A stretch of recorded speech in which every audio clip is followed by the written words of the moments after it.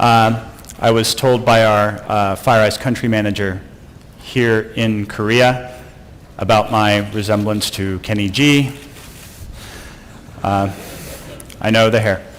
I did not bring my saxophone, so we are going to have to talk about cyber threats. No concert today. My apologies. Okay. What I would like to do this morning is talk to you a little bit about what FireEye is seeing globally in terms of advanced cyber threats and the things companies are doing that are both successful and unsuccessful in dealing with them.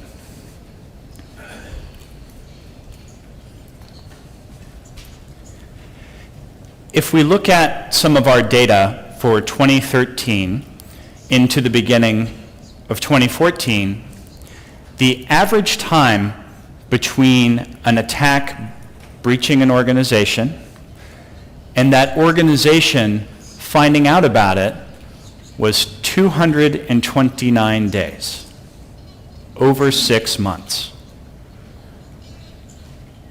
That's the average. The worst case was over 2,200 days. Think about that. If you asked me, well, with 229 days, what could an attacker take from your organization? My answer would be, well, what could they not take besides the building your organization sits in? Perhaps worse, 2/3 of these organizations did not discover the breach themselves. A third party, someone else, had to tell them about it. Government agency, a partner, a customer. That's the state of things that we're dealing with globally today with these advanced attacks.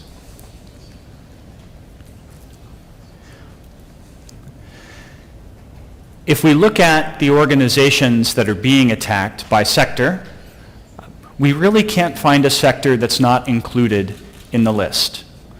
The largest are ones you might expect, high-tech industries, government, but even education, legal services, all are potentially impacted. If you have intellectual property, a lot of international business dealings, you're going to potentially be targeted by these kinds of threat actors in a very serious way.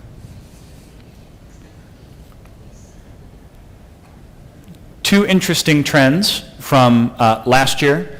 Now in 2014, we have seen an increase in the targeting of financial services organizations,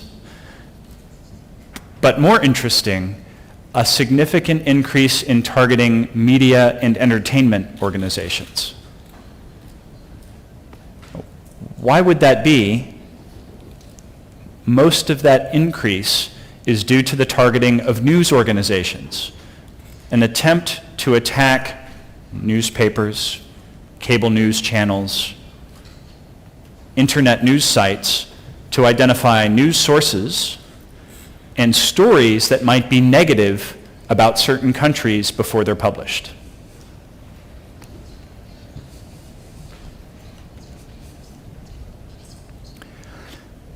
Another interesting fact, when attackers use malicious software, malware, we say in the US, a new piece of malware is only used for between 1 and 2 hours, and then that variant of malware goes away, it's not used again. Saying that differently, 2/3 of malware we see exists only once, we see it used only one time. 85% of it disappears after an hour. Interesting. Well, why is that? what we're seeing is attackers craft every attack to be specific to a victim. If I attack one high-tech company today, I use one piece of malware, one variation. If I attack a different company tomorrow, I use something completely different. Every attack is custom. We'll talk about why that's important in just a little bit.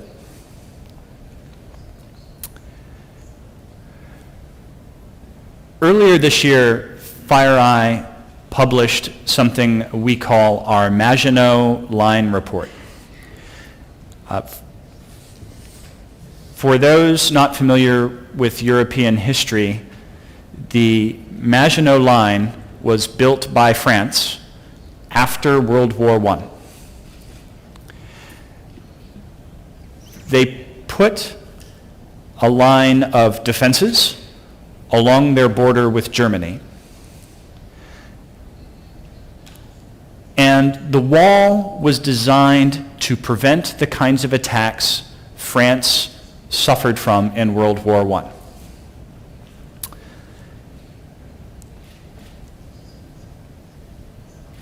In World War II, when Germany attacked France, they had evolved their technology in terms of their tanks and evolved their tactics and went around the Maginot Line through Belgium and conquered France.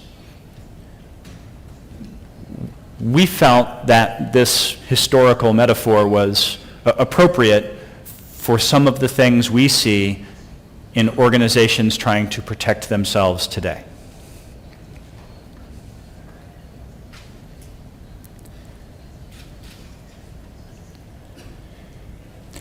In the report, we review 1,200 different organizations. They're not FireEye customers. We went to them and deployed our technology and looked for indications of breach. Had they been successfully attacked? It's a very recent study. You can see we did it between October of 2013 and March of 2014. And we looked at a broad range of sectors globally, not just in the US, but everywhere around the world.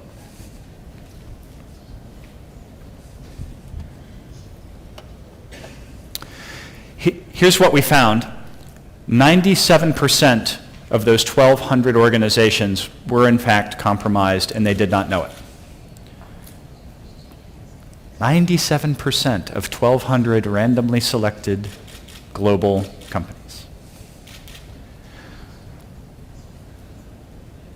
27% of those attacks were consistent with what we would define as APT, nation-state sponsored advanced attacks.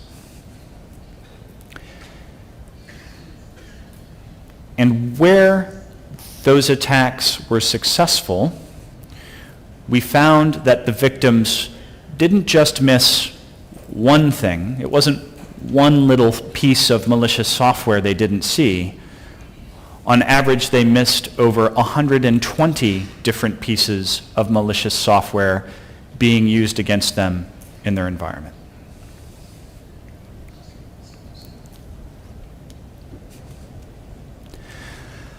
Something else that I think is important to note, these threats are global.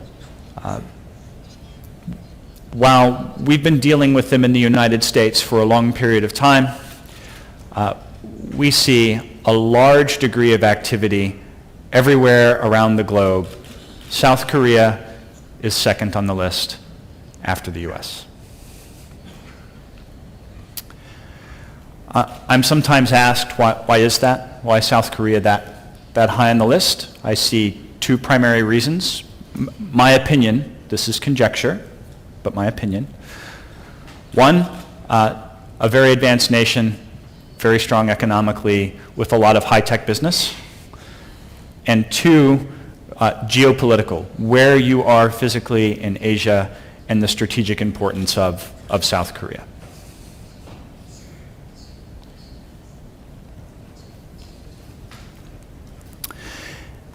As many of you probably know, FireEye acquired Mandiant last year, and in 2013, Mandiant published our APT1 report, which documented attacks against global organizations by a Chinese military unit. We're often asked, it's over a year later, what has changed? What's different in this space? If we talk about what's different in terms of the amount of activity or the organizations that are being targeted, not much. None of it has stopped. There have been changes in some of the technical approaches that this particular group uses, but that's not surprising. We expected them to change their techniques when we published our report. And despite the political interactions between the United States and China, we haven't seen any change in behavior on that level. Nothing that the United States or other countries have done to engage China is altering what they're currently doing in the cyber domain.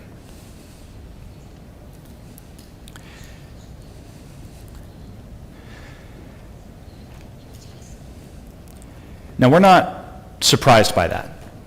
We did not publish this report thinking, well, that'll stop it. We published a report. That's not realistic.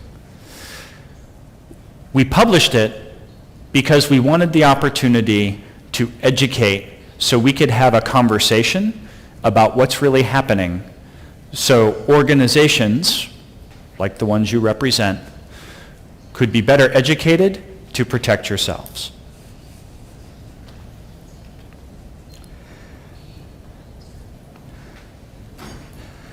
And since I am from the United States, no speech cannot have Edward Snowden in it. A very significant development over the past year were disclosures about the United States' own actions in cyberspace.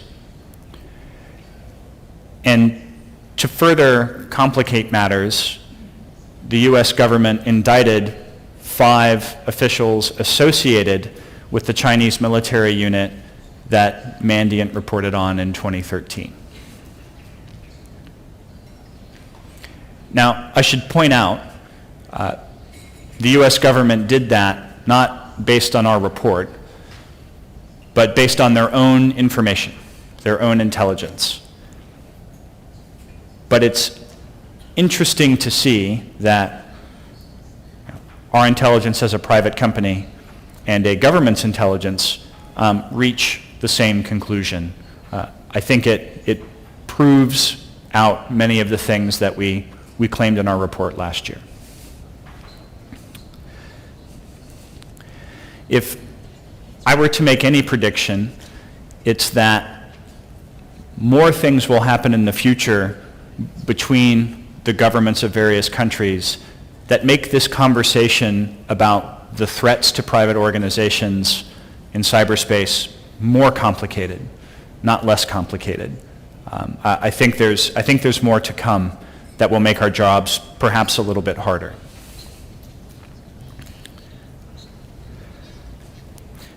I know it's a very happy topic. It's very uplifting.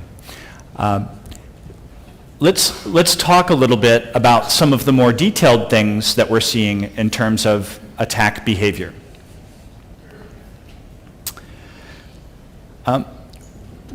We continue to see attackers being very adaptive, like a chameleon. They change how they look, how they behave, when they need to. If you change what you're doing to defend, they change what they're doing to attack. I wanted to talk about 3 specific examples. One is the way in which attackers are changing how they persist in your environment, how they ensure they stay, maintain access after they get inside your network. Another is an evolution in how attackers are using social engineering, how they're trying to trick your employees or your staff to taking actions that result in a successful attack. And the last is how attackers are using your own IT infrastructure against you. All changes we've observed in the past year.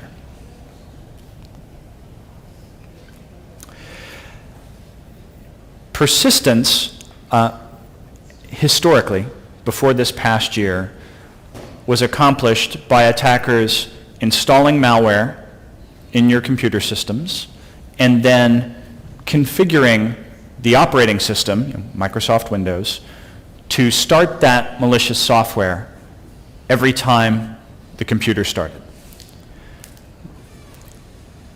And defenders have been very successful at finding these attacks, especially over the past couple of years, by analyzing computer configurations to find where attackers have made those changes. Well, as the defenders have become more successful, the attackers have adopted a different approach to make sure the malicious software they use in your environment always runs and is always available to them.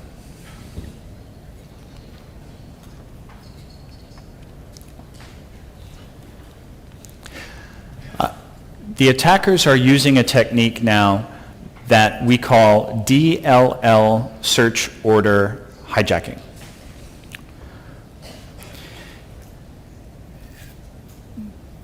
Simply put, instead of changing a configuration on your computer system, the attacker installs a library, a piece of software that they place on the system so that some other legitimate piece of software loads it. I'll give you a very simple example.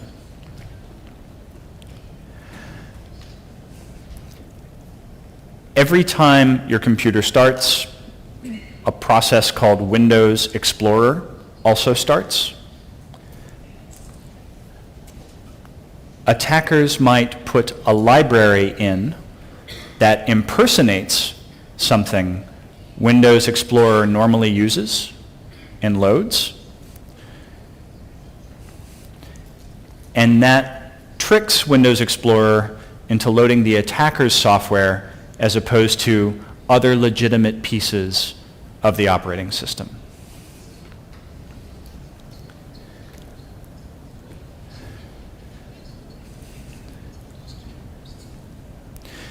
This is very difficult to detect. Instead of looking at configurations on your computer systems, you have a lot more investigation to do to identify this problem. It's possible to find, but takes more time. It slows you down as defenders. Common theme for how attackers change what they do.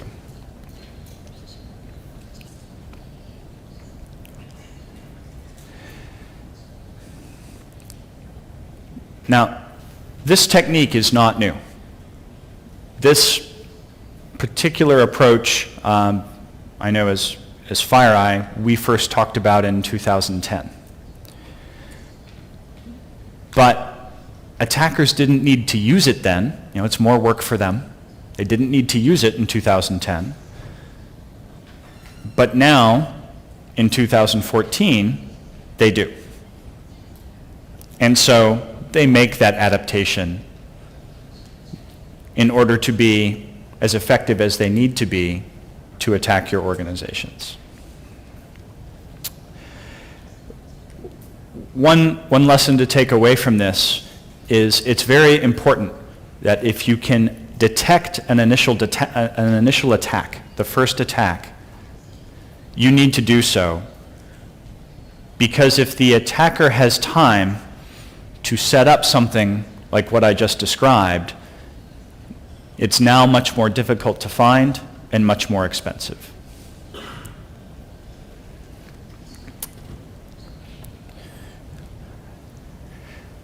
Social engineering is not new. It's been used for, gosh, as long as I've been in information security, long time. What is new is we are seeing APT attackers and some APT groups that we know are based in China using a more sophisticated approach. Instead of just sending you an email at work, the attacker identifies accounts you might use outside of work, social media accounts. In the US, Facebook, very popular. In this personal social media account, the attacker starts to talk to you, to build a relationship. Hey, I saw your company is advertising a job in your department.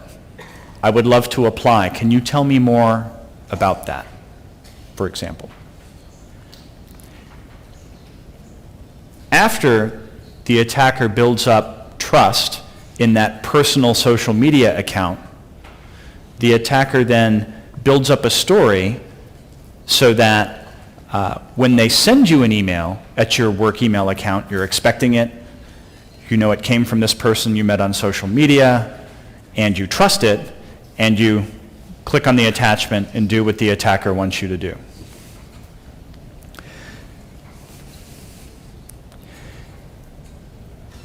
And then lastly, talking a bit about using your own infrastructure against you. If you're watching your network and looking for suspicious things, random connections to countries where you don't do business would be very suspicious.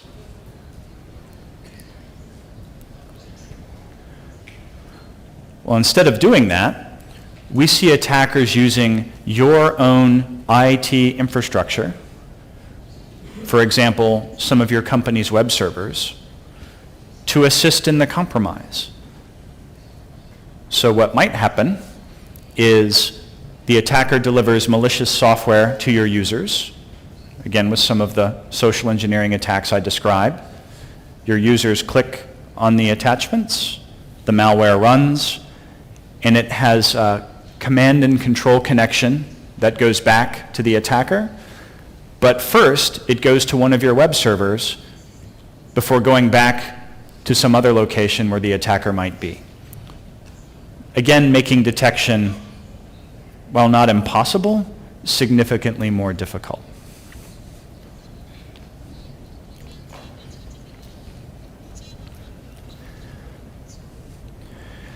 So what we're seeing is attackers using a very structured and deliberate process, first doing reconnaissance, looking at your environment and your people, initially compromising something in your organization, perhaps a computer system in the engineering department, broadening their foothold by compromising more systems, and then using a variety of techniques to make sure they maintain that foothold and continuing to change these techniques so they are harder and harder to find.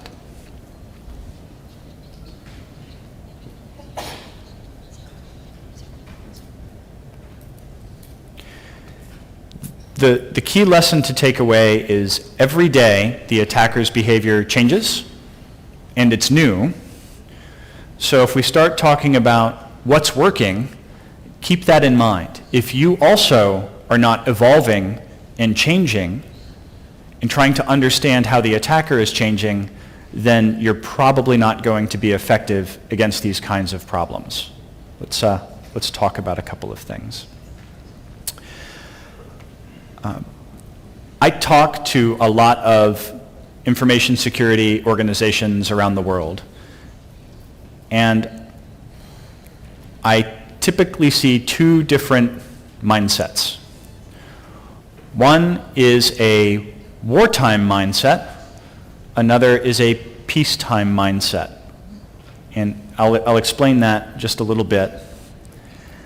A wartime military organization is very efficient. It knows what its job is. It's focused on the attacker, and it knows how to measure success. A peacetime military organization does not have a measurement for success. It has a lot of bureaucracy, and it's more afraid of the next inspection than the attacker. I see the same thing in IT security organizations. And this, by the way, for those that don't know US internet cat humor, that's Grumpy Cat. But you don't have to know US cat humor to understand the look on his face. Not very happy.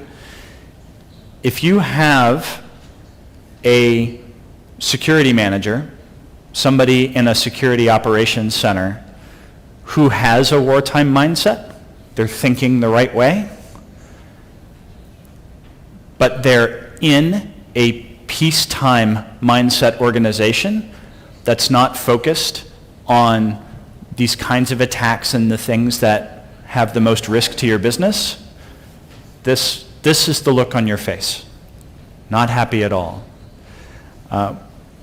One anecdote from a conversation I had with a security operations center manager in the US.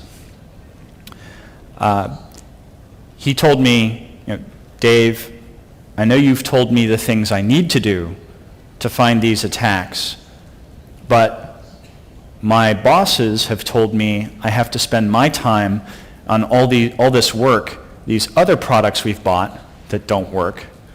I have to spend all my time on that. I have to look at these other alerts and this other data from all the things you're telling me don't work against these attacks. Because my organization is more concerned about compliance and lawyers and regulation than they are with attackers that are actually taking our intellectual property.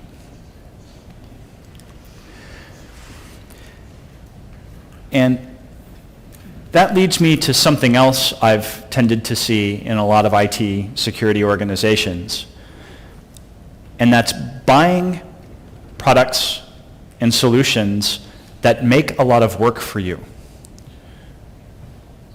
You buy a technology, and because it generates so much information, you have to hire people to deal with it. That's terrible. You bought a product that reduced your agility. You bought a product that's measuring its value and how much work it makes you do, as opposed to how much work it saves you and how much it reduces your risk. And that's very common, extremely common. Well, how did we end up there? Is it because we as security vendors have not done a good job and made terrible products that make a lot of work? Is it because security customers haven't been more demanding for the things that matter for you to do your job? I think it's a chicken and egg kind of question. The answer is probably a little bit of both. One other area where I see challenges is as IT security professionals, we use this idea of defense in depth a lot. Here's what defense in depth means to the military. It means you're trying to delay rather than prevent the advance of an attacker. You're trying to reduce the attacker's momentum over time and push the attacker back to their starting position. Okay? Pretty straightforward. In IT security, we tend to talk about it more as redundancy in the event a security control fails. We lost something very important in this definition. We lost the definition, the fact that there's an attacker. That what we're defending against is not some piece of technology, but another human being whose job it is to take our stuff.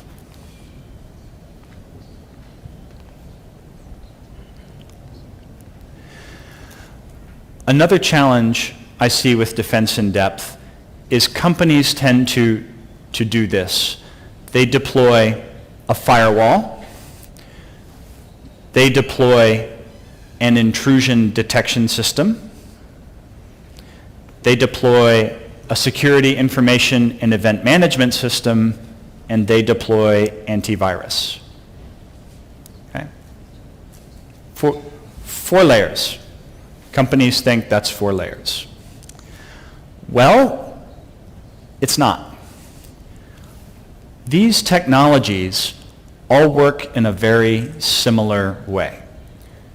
They rely on signatures, which means they have to know what an attack looks like in order to detect it or protect against it. All of them work in that very same way.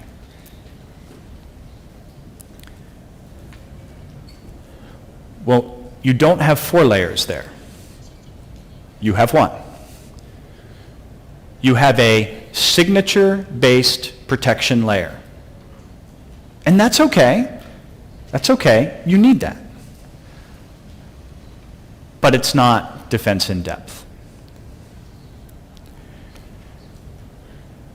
Defense in depth looks more like this, where you use different approaches in your technology to add layers. So one layer might be signature-based, okay? But another layer might be behavioral. How do you detect things that you've never seen before? Signatures can only detect things that someone else has seen. But if every attack is custom made for your organization, how can anyone have seen it before? I'll go back to my prior slide talking about the average lifespan of a piece of malware that FireEye sees is 2 hours. And then we never see it again. Every attack is new. And so you have to have a way to find those problems in addition to finding problems that you already know about. And so you need different technical approaches, behavioral, data analytics, and you need an expertise layer, a human layer, because the attacker is a human. Therefore, the defender must also be a human. Computers can't beat humans at chess, not the best humans. How can any one product I as a vendor sell you defeat a human who's attacking you? You must also have expertise. Well, what do you need to do?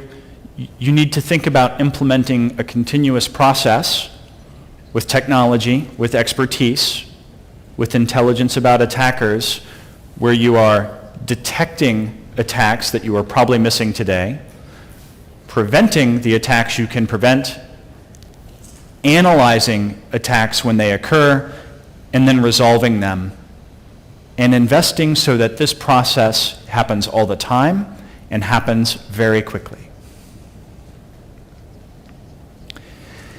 it's very important that the business executives in your organizations, the CEO, for example, understand it's not just detect and prevent. That can't solve the problem by itself. They also need to understand this is something you always have to do because the problem is not going away.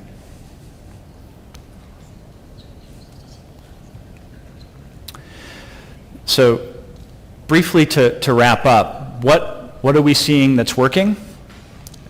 I'm going to talk a little bit about mindsets, what organizations are focusing on, and this concept of resilience.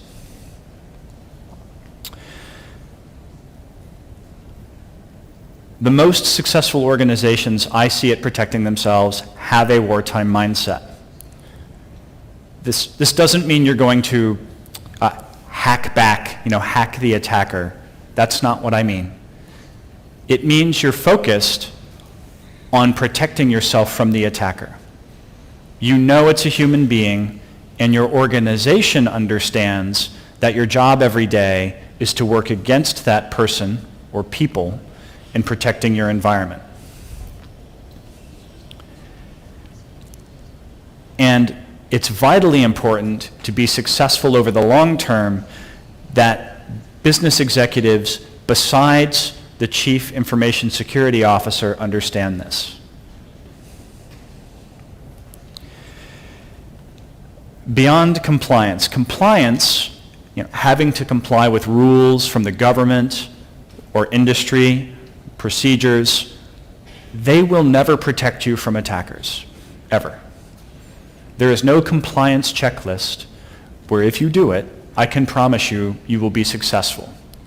Compliance is only good at protecting you from these guys, lawyers. That's it. That's what compliance is for. You have to do it as a security professional, but compliance can't save you from real attackers.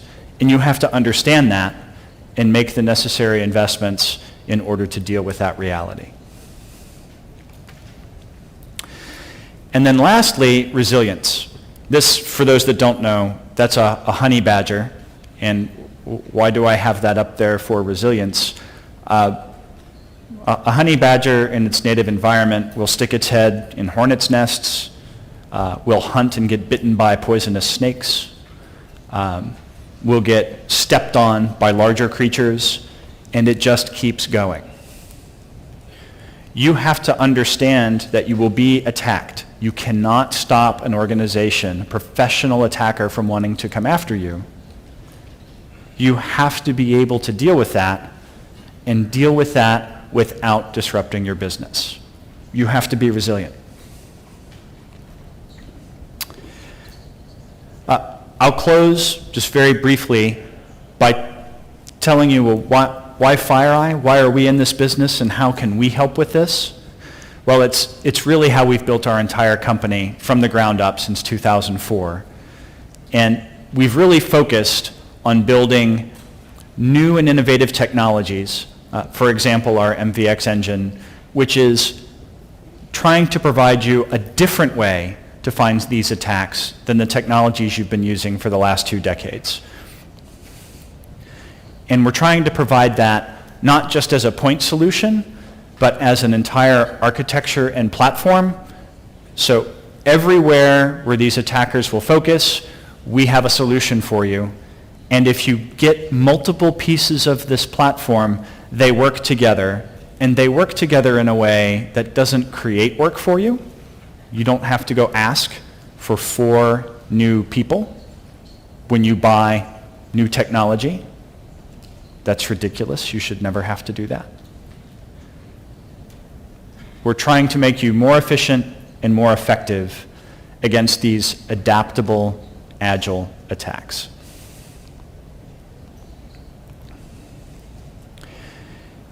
And what we can enable you to do through that platform is make this process happen. I can't just sell you a magic product that will make all your problems go away in IT security. I can sell you a platform that will enable you to implement this process so that your experts are more effective dealing with the attacker's experts every single day.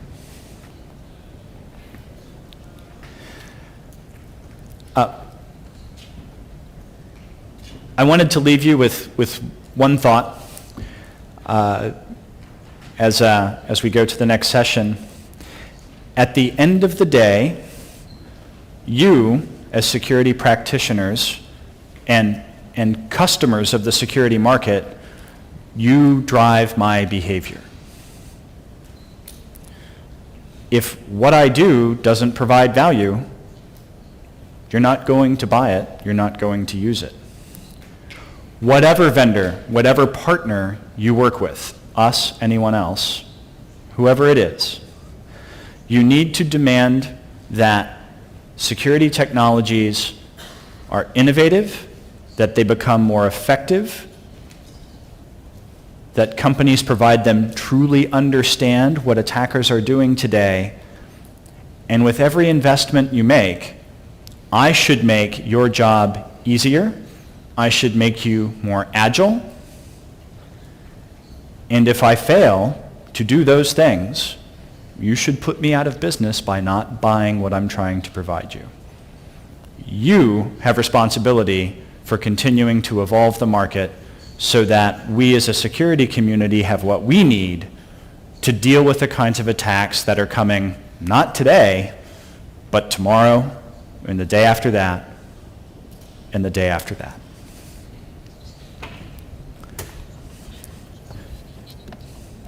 That's all I have for you this morning. Thank you all very much on behalf of myself, the Korea FireEye team, and of our Chief Executive Officer, Dave DeWalt. We appreciate you taking the time to come hear what we have to say today and joining us in the forum, and I hope very much you enjoy the rest of the day. Thank you.